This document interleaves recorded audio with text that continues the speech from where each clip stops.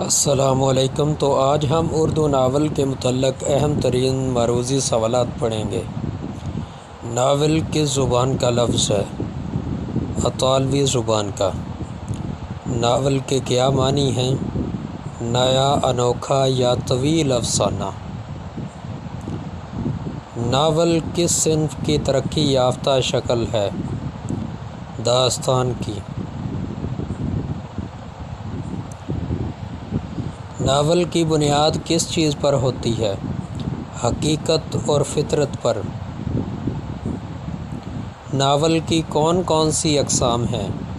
اصلاحی ناول، سماجی ناول، جاسوسی ناول، مزاحیہ ناول اور تاریخی ناول وغیرہ شامل ہیں۔ داستان اور ناول میں کیا بنیادی فرق ہے؟ داستان میں خیالی ماحول، فرضی دنیا اور غیر حقیقی کردار ہوتے ہیں، جبکہ ناول اصلی اور حقیقی دنیا کا عکس پیش کرتا ہے۔ ناول کے اجزائے ترکیبی کون سے ہیں؟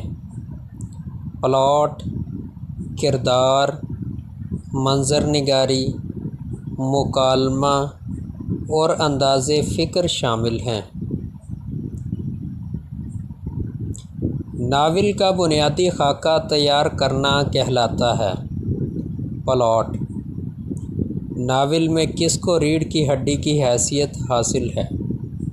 پلاٹ کو۔ اردو کے پہلے ناول نگار کون ہیں؟ ڈپٹی نذیر احمد دہلوی۔ اردو کا پہلا ناول کون سا ہے؟ مرات العروس۔ مولوی نذیر احمد کے ناولوں کا بنیادی مقصد کیا تھا؟ اصلاح۔ مولوی نذیر احمد کے مشہور کردار: کلیم اور ظاہردار بیگ۔ ناول نگار کے ہاتھ میں کون سا ہتھیار ہنٹر کی طرح ہوتا ہے؟ مکالمہ۔